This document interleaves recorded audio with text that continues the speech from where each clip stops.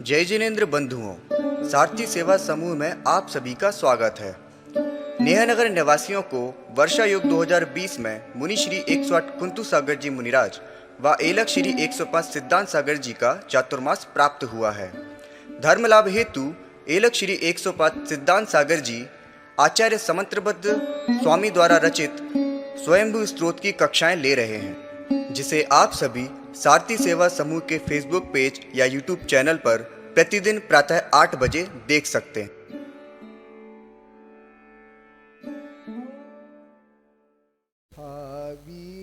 घनो विवसं विधिर्निषेधश्चिकथं विधिर्विषक्तप्रतिषेधरूपा प्रमाणमतान्तरत्प्रधानं गुणोपरो मोक्षनियामहेतुर्नया सदेष्टा समर्थनति विवीक्षितो मोक्ष इति स्थितेन्यो गुणो विवेक्षो न निरात्मकस्ते तथारिनेत्रानुभयादिशक्तिर्भयावधिकारिकरं हि वस्तु दृष्टान्त सेदा भुवयोर्विवादे साध्यं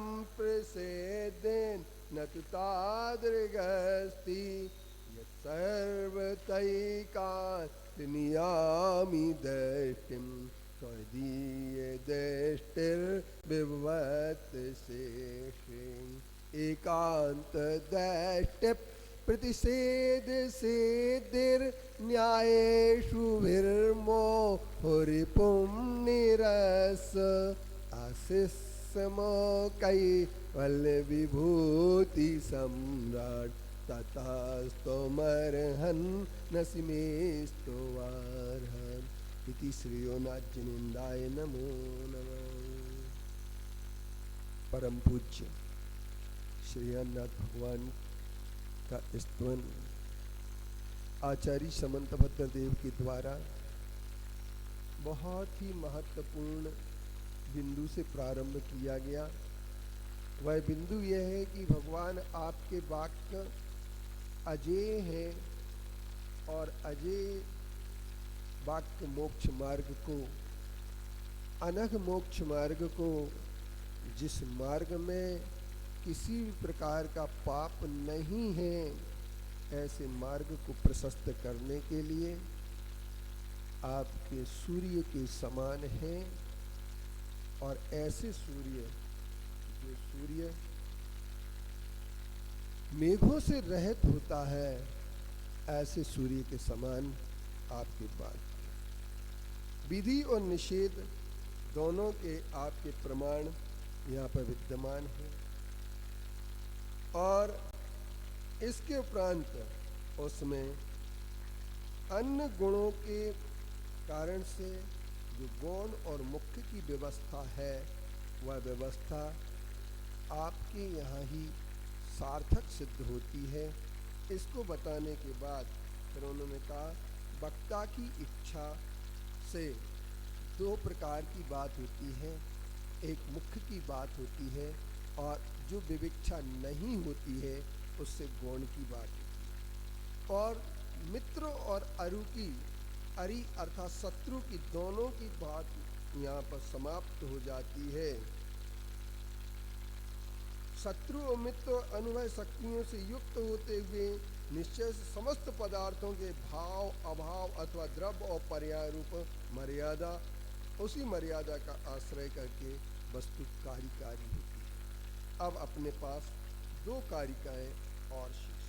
दृष्टांत सिद्धा भुवयोर विवादे साध्यम प्रसिद्धेन न तु तादृगस्ति यत् सर्वतैकांत नियाम दृष्टम त्वदीय दृष्टिर्विवत्त शेष। वादी और प्रतिवादी के विवाद में उदाहरण की सिद्धि होने पर साध्य अच्छी तरह से सिद्ध हो जाता है, परंतु वैसे दृष्टांतभूत कोई वस्तु दृष्टिगोचर नहीं होती है, क्योंकि सर्वथा एकांतवाद का नियमन करने वाली हो। आपकी अनेकांत दृष्टि समस्त साधन और दृष्टांत में अपना प्रभाव डालेगी। तर्कशास्त्र की एक गंभीर यहाँ पर व्यवस्था दी गई है। चंद्र कुमार जी, आपने तर्कशास्त्र कभी पढ़ा हो या नहीं पढ़ा हो, आर्ग्यूमेंट लॉजिकल, तो लॉजिक में क्या होता है, एक सबसे बड़ी बात होती है कि एक तो सेपरेशन का होता है सिस्टम। सेपरेशन सिस्टम का मतलब ये होता है कि जैसे मान लीजिए कोई दो चीज़ें हैं जो मिली जुली होती हैं, उनमें से किसी भी एक अलग करने के लिए जो कैरेक्टर डिसाइड किया जाता है, जिसे कि लक्षण कहा जाता है। और दूसरे नंबर जो प्रमाण होता है, जो अनुमान होता है, वो प्रमाण और अनुमान जो होता है वह प्रमाण ही सबसे बड़ा एक है। अब उसमें प्रमाण में एक अनुमान होता है, और उन अनुमान में जैन आचार्यों ने दो प्रकार के प्रमाण माने, प्रत्यक्ष प्रमाण और अनुमान परोक्ष प्रमाण। और बौद्ध दर्शन ने प्रत्यक्ष और अनुमान दो प्रमाण माने, परोक्ष नहीं माना उन्होंने, सीधा अनुमान को। पर जैन आचार्यों ने एक बात यहाँ पर जो कही है कि परोक्ष प्रमाण के अंतर्गत अनुमान आ जाता है, स्मृति, प्रत्यभिज्ञान, तर्क और अनुमान और आगम। अब कुछ लोग कहते हैं कि सिर्फ हेतु ही हमारे लिए सब कुछ है, आगम नहीं है। तो कुछ लोग कहते हैं हमें आगम ही सब कुछ है, हेतु नहीं है। तो दोनों के लिए आचार्यों ने कहा कि दोनों को आपको सामने रखना पड़ेगा। वक्ता की प्रमाणता होने पर ही आगम की प्रमाणता होती है, और वहाँ पर हेतु भी कहीं पर लागू होता है। और कोई कहे सब चीज़ें हेतु से प्राप्त हो जाती हैं, तो ये नहीं होती है, क्योंकि हेतु प्रत्यक्ष को ही ग्रहण कर पाता है, और जो अन्य तत्वोपदेश होते हैं उनको हेतु ग्रहण नहीं कर पाता। इसलिए वहाँ पर आगम की भी, वाक्य की भी आवश्यकता होती है। यहाँ पर आचार्य समंतभद्र देव ने कहा कि वादी और प्रतिवादी में जब विवाद होता है, उसके विवाद में उदाहरण की सिद्धि होने पर साध्य की सिद्धि अच्छी तरह से हो जाती है। एक उदाहरण जब हम देते हैं, क्योंकि जो अनुमान होता है, उन अनुमान के अंग हैं प्रतिज्ञा, हेतु, उदाहरण, उपनय और निगमन। बहुत अच्छे से समझ लें आप लोग। थोड़ा सा न्याय का विषय चल गया है, और आप लोगों के कभी परिचय में ये विषय नहीं आया होगा। आज मैं आपके लिए इसका थोड़ा सा परिचय अवश्य करा देना चाहता हूँ कि सब जानते होंगे प्रतिज्ञा का मतलब होता है अपने पक्ष रखने की जो प्रारंभिक स्थिति होती है, उसको कहते हैं अपन प्रतिज्ञा। साध्य के बिना जो कभी नहीं रह सकता है, उस साधन को हेतु कहते हैं। जैसे धुआं अग्नि के बिना कभी नहीं रह सकता है, जब भी वह रहेगा तो अग्नि होने पर ही धुआं होगा। ये हेतु धुआं अग्नि को पकड़ने का हेतु है। कहीं धुआं उठा है तो ये अपन बता सकते हैं कि यहाँ पर अग्नि जरूर होगी, क्योंकि धुआं उठ रहा है। तो धुआं को देख करके अग्नि का जो ज्ञान होता है, तो वो साधन से साध्य के ज्ञान होने को ही अनुमान कहा जाता है। और तर्क शास्त्र में सबसे प्रधान अगर कोई चीज है तो वो अनुमान है। जैन आचार्यों ने अनुमान को माना है, लेकिन एक चार्वाक दर्शन होता है जो अनुमान को नहीं मानता है। वो कहता है जो कुछ है सब प्रत्यक्ष में ही है। तो हमारे भारतीय दर्शनों में जितने भी दर्शन हैं उनकी प्रमाण की ये एक बात है खास तौर से कि जैसे चार्वाक दर्शन प्रत्यक्ष अकेला प्रमाण मानता है, बौद्ध दर्शन प्रत्यक्ष और अनुमान दो प्रमाण मानता है, आगम प्रमाण नहीं मानना चाहता है। सांख्य दर्शन जो होता है वो प्रत्यक्ष मानता है, अनुमान मानता है और आगम को भी प्रमाण मानता है। लेकिन एक दर्शन, नैयायिक दर्शन जब आगे बढ़ता है तो प्रत्यक्ष, अनुमान, आगम और उपमान को भी प्रमाण मानता है। इसके आगे जो है एक दर्शन हमारे सामने आ जाता, प्रभाकर। मीमांसक दर्शन के दो विभाग हो जाते हैं, एक प्रभाकर और एक भट्ट। प्रभाकर आगे बढ़कर के एक अर्थापत्ति प्रमाण को मानता है। अर्थापत्ति प्रमाण का मतलब आप लोगों को हम बता देंगे। अर्थापत्ति का मतलब होता है कि जैसे कोई रात में नहीं खाता है और फिर भी मोटा हो रहा है, तो वो इस बात से कहा जाएगा कि दिन में ज़रूर खाता होगा, क्योंकि बिना दिन में खाए मोटा नहीं हो सकता। वो कोई कहता कि दिन में नहीं खाते, हम रोज़ा रखते हैं और मोटा हो रहा है, तो अपन ये कहेंगे कि निश्चित तौर पर रात में खाता होगा, क्योंकि ये मोटा हो रहा है। ये अर्थापत्ति कहलाती है, इसके बिना ये नहीं हो सकता, ये अर्थापत्ति कहलाती है।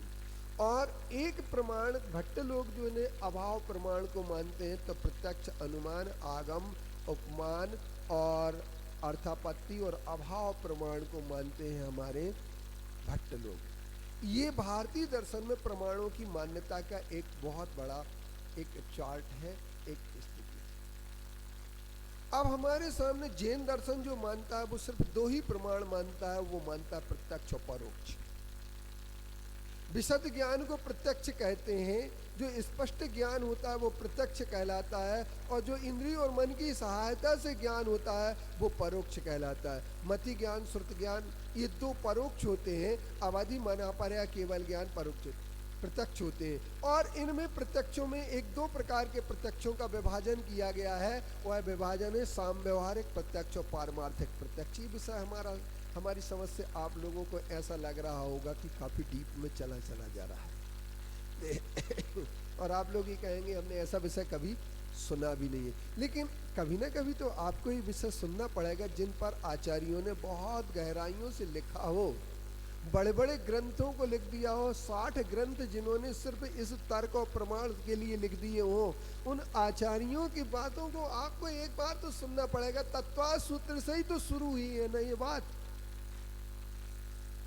मत श्रुतावधि मना परय केवलानि ज्ञानम तत्प्रमाणे आद्य परोक्षम प्रत्यक्ष मन्यत मत स्मृति संज्ञा चिंता विनिबोधित अर्थांतरम तदिन लिया निंदी निमित्त। यहीं से तो ये मसूला। अब आपको अगर तत्व सूत्र आता है, नहीं आता है, बातें अलग है, लेकिन ये सबसे बड़ी बात होती है कि यहीं जा कर के 66 बिंदु ऐसे हैं जिन पर जैन तर्कशास्त्र, न्याय शास्त्र पूरा चलता है। उपस्थित श्रोतागण, मेरे विषय को कठिनाइयों का अनुभव ना करते हुए आप अगर सुनेंगे और समझेंगे तो मेरी समझ से आपको जरूर समझ में आएगा। और आपको ये बात कहना पड़ेगी, एक बात सोचना पड़ेगी, ये कैसे होगा। तो बंधुओं, एक बात आपको कह देना चाहता कि जो प्रत्यक्ष है और परोक्ष है, ये दो प्रमाण माने हैं जैन आचार्यों ने। आप किसी ने 6 प्रमाण माने, किसी ने 5 माने, किसी ने 4 माने, तो इनका व्यवस्थित कैसे किया जाए। किसी ने एक ही माना। तो आचार्य कहते हैं, जैन आचार्य, कि हम प्रत्यक्ष को जो मानता है अकेला, उसके लिए अनुमान की आवश्यकता होती है, और जो प्रत्यक्ष और अनुमान को मानते हैं उनके यहाँ 2 विषय हैं, एक सामान्य और एक स्वलक्षण। और स्वलक्षण परमाणु रूप होने के कारण से, अनित्य होने से, वह सूक्ष्म होने से प्रत्यक्ष का विषय नहीं बन पाता है, और विषय ना बन पाने के कारण से उन्हें अनुमान की ओर जाना पड़ता है। और अनुमान सामान्य को ग्रहण करता है, जो वास्तविक न होकर के अवास्तविक होता है। इसलिए बौद्ध के प्रमाण और प्रमेय दोनों का संपलाव नाश हो जाता है। अब हमारे सामने बात ये आती है कि जैन दर्शन ने तर्क प्रमाण को सामने रखा है, स्मृति को प्रमाण माना है, प्रत्यभिज्ञान को प्रमाण माना है, और इसके उपरांत ये जब 3 प्रमाण माने हैं तो ये प्रमाण अन्य दर्शन नहीं मानते हैं। स्मृति को बौद्ध दर्शन प्रमाण नहीं मानता, प्रत्यभिज्ञान को प्रमाण नहीं मानता, लेकिन जैन आचार्यों ने इसकी सिद्धि की है कि स्मृति और प्रत्यभिज्ञान प्रमाण होते हैं और प्रमाण रूप हैं। और उन्होंने तर्क को भी प्रमाण माना, क्योंकि व्याप्ति का ग्रहण सिर्फ तर्क कर सकता है, तर्क के सिवा और कोई भी व्याप्ति का ग्रहण नहीं कर सकता है। व्याप्ति का मतलब आप लोग समझ लेना, व्याप्ति का मतलब होता है जिसके बिना जो ना हो उसे अविनाभाव कहते हैं। अविनाभाव संबंध को व्याप्ति कहते हैं, जिसके बिना जो ना हो। जैसे पानी के बिना कमल नहीं हो सकता, कीचड़ के बिना कमल नहीं हो सकता। तो जहां भी कमल है वहां पर पानी, तालाब वगैरह है।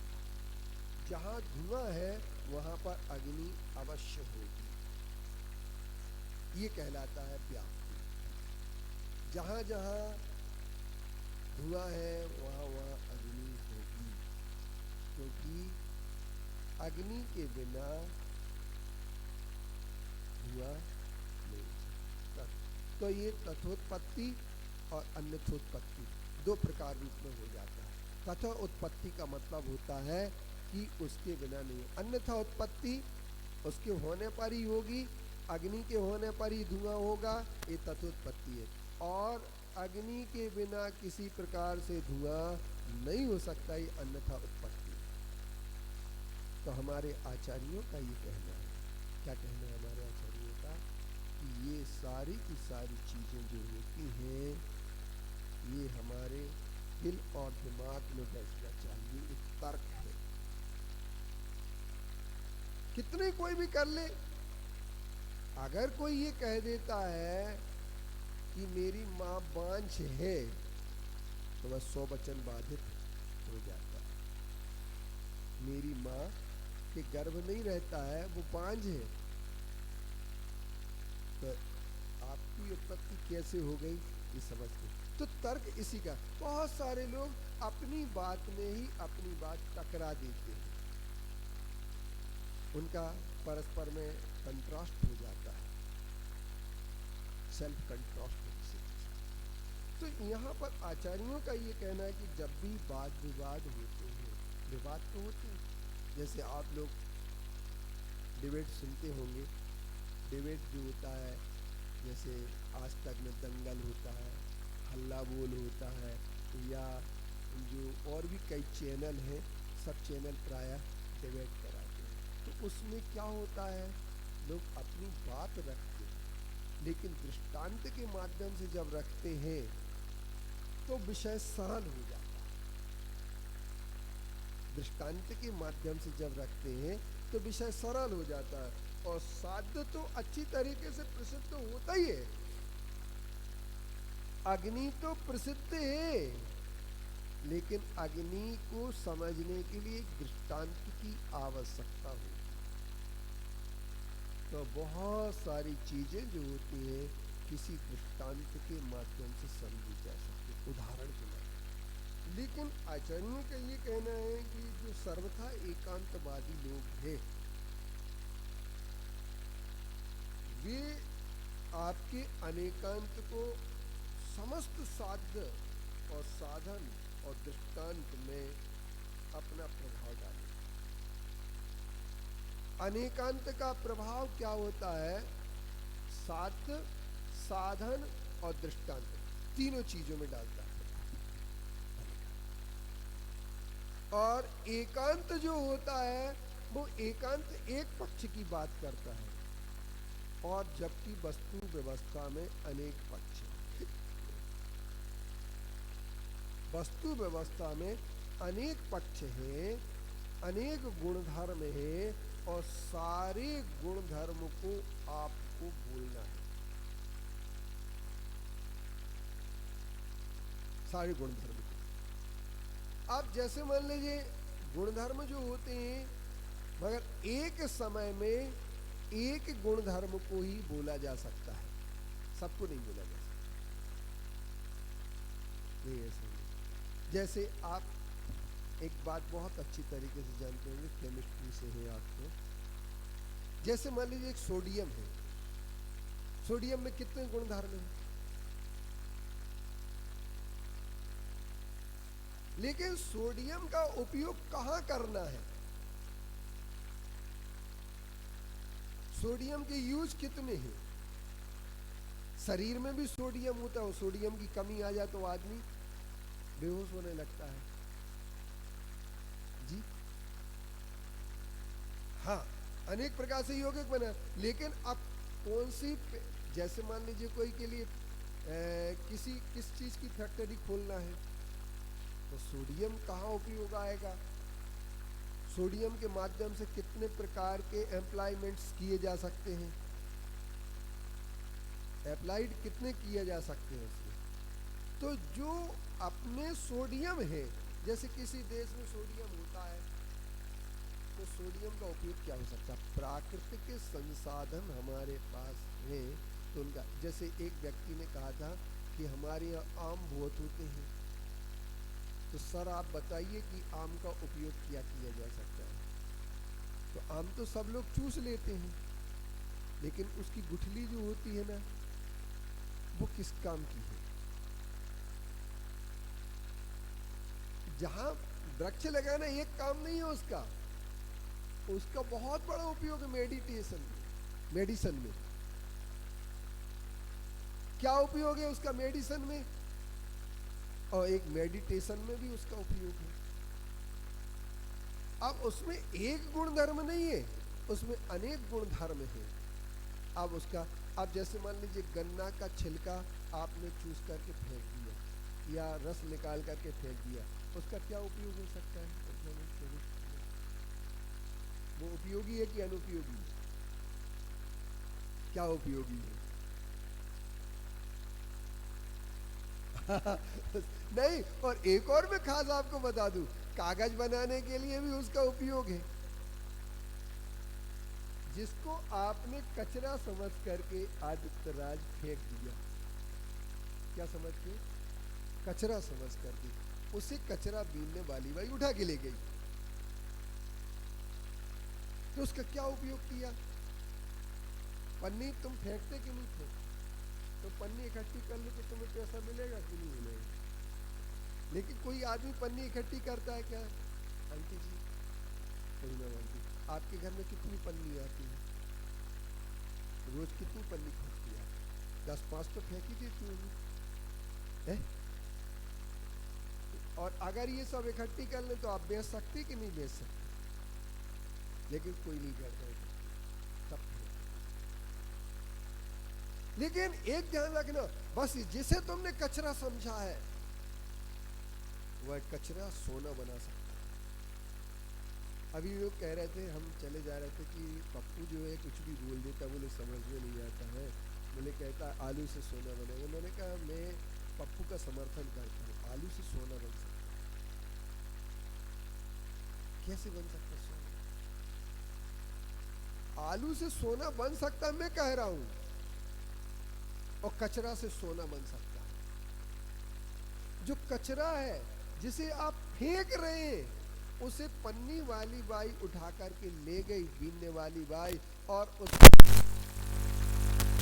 इकट्ठा करके और पैसा बेचा, और बेच करके एक सोने की अंगूठी बनवा ली। तो किससे बना सोना?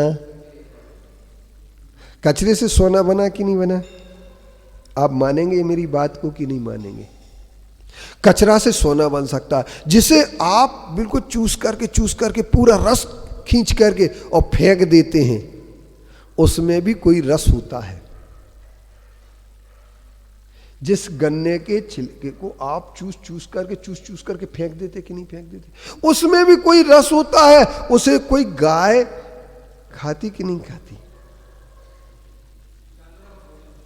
जानवर का भोजन बन जाता है। तो इसका मतलब क्या होगा कि आपके लिए कचरा तो किसी के लिए वह भोजन है। जो आपके लिए कचरा है वो किसी के लिए भोजन है। तो आप जिसे कचरा समझ करके फेंक देते हैं, जितने छिलके फेंक देते हैं, सब्जी का कचरा फेंकते कि नहीं फेंकते, तो वो कचरा किसी के लिए भोजन है कि नहीं है? कैसे बन गया भोजन वो? आपने तो कचरा समझकर फेंका ना, तो उसको भोजन कैसे हो गया? उसका पेट भर गया गाय का। तो एक बस यही चीज है, उपयोगिता को समझना। एक वस्तु में अनेक गुणधर्म होते हैं, उन गुणधर्म को समझने वाला जो होता है वही कहता है। आकर के अंकल जी जब दीपावली की सफाई होती है तो मैडम कहती हैं जी क्या कचरा लगा के रख लिया यार इतना सारा, हम आपसे परेशान हो गए, इतने सारे अखबार रख रखे हैं। क्या मिलता है जिसे आप रद्दी में बेच देते हैं।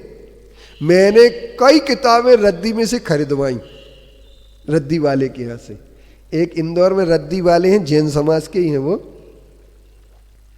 विजयनगर में। उनके वो हमारे पास किताबें लाके दे देते थे, महाराज जी रद्दी में आई, बहुत अच्छी अच्छी किताब है आती है, तो हम कभी नहीं देते। अब भी यार ला दो, तुम तो ला दो, किताब तो किताब ही होती है, रद्दी किसके लिए हो गई। तो एक ध्यान रखना कि किताब जो होती जिसके पढ़ने के लिए होती उसके लिए रद्दी नहीं हो सकती। मान लीजिए एक संगीत की किताब है और आप केमिस्ट्री के प्रोफेसर हैं, आपके लिए रद्दी है वो। और अगर वही किताब किसी संगीतकार को मिल जाए तो वो क्या करेगा, उस रद्दी में से आई हुई किताब को अच्छे से जमा के रखेगा। एक मुझे अजयन ने पुस्तक दी, 2 किताबें ला करके अजयन ने दे दी मुझे, और इसमें थी एक किताब जैन संस्कृति का अवदान। आगर मालवा की बात है, जैन साहब उसने हमें दे दी किताब। बोले हमारे यहाँ महाराज जी कोई यूज की नहीं है, और डॉक्टर हीरालाल जैन साहब की है वो किताब। हमने कहा रही ये तो मैं बहुत दिनों से ढूंढ रहा था। क्या यार गजब काम हो गया, तुमने हमें दे दी। बोले महाराज जी मैं तो रद्दी में बेचने जा रहा था। तात्पर्य ये है कि जिसे आप रद्दी कह रहे हैं वह कोई अच्छी चीज भी हो सकती है उसमें।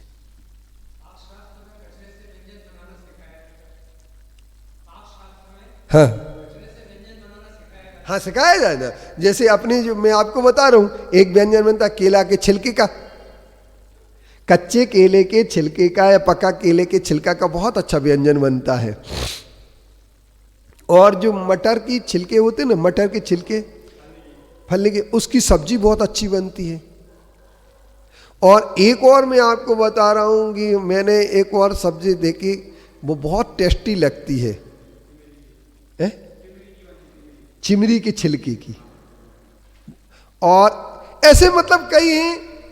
अब बनाने वाले, तात्पर्य ये है कि बस आना चाहिए।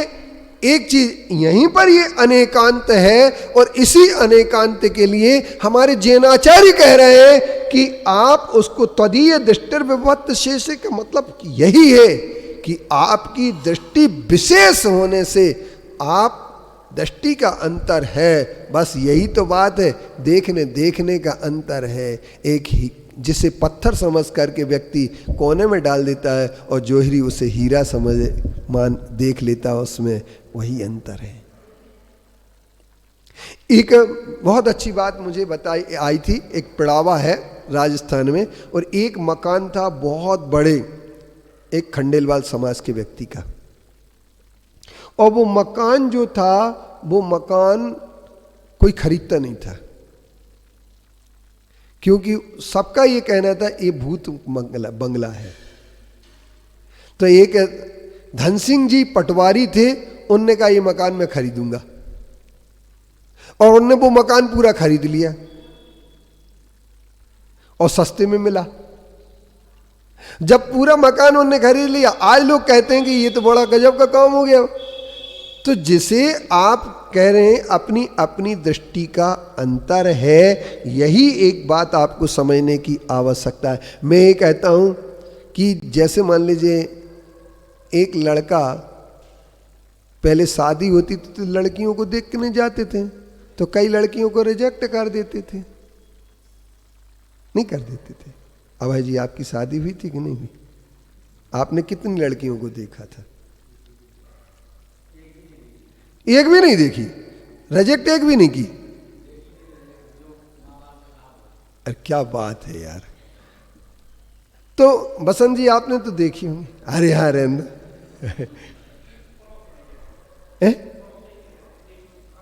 रोज देखते थे तो मेरे कहने का तात्पर्य, जिसको रिजेक्ट कर, जैसे मान लीजिए आप साड़ी खरीदने गए, जिस साड़ी को आपने रिजेक्ट कर दिया, पसंद नहीं कि वो कोई बिकती कि नहीं बिकती है? कोई तो खरीद जाता है, कोई तो पसंद करके जाता है, किसी को तो पसंद आती है वही साड़ी जो आपने नापसंद कर दी। बस यही एक अंतर है, अपने अपने दृष्टिकोण का अंतर है। इसी के लिए आचार्य कहते हैं एकांत दृष्टि प्रतिषेध सिद्धिर न्याये सुभिर्मोह रिपुम निरस्य आशिष्य कैवल्य विभूति सम्राट ततास्तु मरहन्न सिमेश तुम्हारा। आखिरी ये आचार्य समंत देव ने श्रीनाथ भगवान का स्मरण करते हुए आखिरी बहुत बड़ी बात कह दी। एकांत की दृष्टि का प्रतिषेध करने से सिद्धि होती है न्याय इसुभी। न्याय के इसुभी माने बाणों के द्वारा मोह रूपी रिपु को निराश समाप्त किया जा सकता है। जहां एकांत है वहां मिथ्यात्व है, और मिथ्यात्व को अगर नष्ट करना है तो न्याय और तर्क के बाण चलाना पड़ेंगे। जब तक तर्क के बाण नहीं होंगे तब तक कोई भी व्यक्ति मोह रूपी रिपु को जीत नहीं सकता है। ये आचार्य समंत वेद्यदेव का डंके की चोट कहना है। और न्याय क्या होता है? न्याय माने तर्क। हे भगवान, आपने एकांत दृष्टि रखने वाले, एकांत दृष्टि के निषेध की सिद्धि के लिए न्याय रूपी बाणों के द्वारा होती है। न्याय के बाणों के बिना एकांत की क्या नहीं हो सकती है? निषेध नहीं हो सकता है। और न्याय क्या चीज है? प्रमाण और न्याय के द्वारा न्याय की सिद्धि होती है। पदार्थ को जानने के जो उपाय उसे न्याय कहते हैं। नी समन्ताद आयति इति न्याया, जो चारों तरफ से पदार्थ का यथार्थ ज्ञान करा देता है उसका नाम न्याय है। तत्व वैशिष्ट का ज्ञान करा देता है, तत्व दृष्टि पैदा कर देता है, उसका नाम न्याय है। और जिसमें हित और अहित का बोध हो जाता है, जिन तर्क के माध्यम से उसे न्याय कहते हैं। और ये न्याय हमारे जैन आचार्यों ने कहा है, समंत भद्रदेव ने, अगर एकांत दृष्टि का निषेध हो सकता है तो न्याय के बाणों से हो सकता है, और न्याय के बाणों से ही मोह पर विजय प्राप्त की जा सकती है। और इसलिए जिसने मोह को जीत लिया है उसे कैवल्य विभूति प्राप्त हो जाती है। कैवल्य के दो अर्थ हैं। कैवल्य माने निर्वाण होता है, कैवल्य माने केवल ज्ञान से संबंध रखने वाला होता है। इसलिए हे अनंत भगवान, आप स्तवन के योग्य हैं, इसलिए मैं आपकी स्तुति करता हूं। ओम स्तुति करता हूं। क्या करता हूं? मैं आपकी स्तुति करता हूं। स्तुति क्यों कर रहा हूं? स्तुति इसलिए कर रहा हूं कि आप ने न्याय के बाणों के द्वारा एकांत का प्रतिषेध कर दिया और मोह को जीत लिया। और जब तक मोह को नहीं जीता जाएगा, मोह सबसे बड़ी चीज है। एक याद कर लेना, एक बात आप सोच लेना, एक बात पर विचार कर लेना, मोह से बड़ी कोई चीज नहीं है। सारा का सारा जीवन का आपका ध्येय और लक्ष्य अगर भ्रष्ट होता है तो मोह के कारण से होता है। यदि आप मोक्ष मार्ग से भी भ्रष्ट होते हैं तो एकांतवाद को पकड़ करके मोक्ष मार्ग से भ्रष्ट हो जाते हैं। एकांतवादी आपके ऊपर कब्जा कर लेते हैं क्योंकि आपको मोह आ जाता है। किसका मोह? एकांत कहां से पैदा होता है? हर आदमी को मोह होता है। किसका मोह होता है? एक आदमी ने मेरे से कहा, महाराज जी क्या है, हमारे जो काका साहब हैं ना, वो भले हम जानते हैं एकांतवादी लेकिन अब एकांतवादी हैं, लेकिन हमारे हैं काका, तो अब उनका समर्थन तो करना पड़ेगा। नहीं करना पड़ेगा? रिश्तेदारी में, ससुराल पक्ष में, कई जगह एकांत पक्षी मिल जाते हैं। क्यों सुमत, नहीं मिलती क्या है? अब उनका समर्थन करना पड़ेगा कि नहीं करना पड़ेगा? पर एक ध्यान रखना, आपने जो समर्थन किया वहां रिश्तेदारी निभाई है। भय, आशा, स्नेह और लोभ से आप जो भी करते हैं, वो भय, आशा, स्नेह, लोभ से होने वाला कृत्य आपका मोह का परिणाम होता है, और मोह के परिणाम से ही आप कर्म को जीत नहीं सकते। कर्म को वही जीत सकता है, न्याय के तर्क जिस पर एकांतवाद पर चल जाते। और न्याय में, तर्क में कोई ना रिश्तेदारी चलती है, ना भाई चलेगा, ना भतीजावाद चलेगा। मुझे तो एक बात आचार्य श्री की और हमारे एक समझौता हुआ था। मैं बहुत प्रश्न करता था तो आचार्य श्री कई बातें प्रस्तुत करते, तो मैंने एक बात, आचार्य श्री तत्व ज्ञान के क्षेत्र में हम आपकी आज्ञा न मान करके जो हमें भीतर समझ में आ जाएगा उसे मानेंगे। तो इस बात को आचार्य श्री ने स्वीकार भी किया, क्योंकि बहुत सारी, जब तक हमें समझ में नहीं आए ना, आप बहुत अच्छा समझा रहे हैं, लेकिन जब तक समझ में नहीं आएगा तब तक हम आज्ञा से थोड़ी मानेंगे। और आज्ञा से मान लेने पर सारा का सारा धर्म नष्ट हो जाता है, क्योंकि आज्ञा माने, आज्ञा हो गई, यहां बैठ जाओ। औचित्य का बोध जब तक नहीं होगा तब तक आज्ञाकारी आपकी जो है ना चीज समाप्त हो जाएगी, क्योंकि 100 संवेदना से होने वाला ज्ञान मोक्ष की ओर ले जाता है, और पर संवेदना से होने वाला ज्ञान मोह में भटका करके रखता है। ये जैन आचार्यों का बहुत बड़ा सूत्र दिया हुआ है कि पर संवेदना से, दूसरे ने हमसे कहा इसलिए हम मान रहे हैं। एक बार नागपुर में थे तो एक सज्जन ने कहा कि हम विद्यासागर जी महाराज जी को मानते हैं, क्योंकि हुकुमचंद भारल्य जी ने ये कहा था कि उनको मान सकते हो। तो मैंने कहा तुम नहीं मानते हो। मैंने कहा तुम नहीं मानते हो, हुकुमचंद भारल्य ने कह दिया इसलिए मानते हो, तो तुम आचार्य विद्यासागर जी को नहीं जानते हो। आचार्य विद्यासागर जी को यदि मानना है तो भीतर की संवेदना से मानो, वो आपकी श्रद्धा कभी मिट नहीं सकती है। अन्यथा एक हमारे प्रेमचंद जी थे चक्की वाले सिलवानी में, तो वो जो है प्रतिमा लिए थे, तो उनके भाई हेमचंद जी आए, उनने कहा प्रतिमा छोड़ दो, उनने प्रतिमा छोड़ दी। फिर हमारे पास आए, बोले महाराज जी हमारे भाई ने कहा था प्रतिमा छोड़ दो, तो हमने छोड़ दी। तो हमने कहा ये भी गलत हुआ, अब मैं आपसे नहीं कहूँगा कि प्रतिमा ले लो, क्योंकि आप दूसरों से चल रहे, आप खुद निर्णय करें। बोली पंच परमेष्टि भगवान की, आचार्य कुंद कुंद गुरुदेव की, आचार्य गुरुवर्षि विद्यासागर मुनि महाराज की, मुनि श्री कुंतु सागर महाराज की, जावाणी के ज्ञान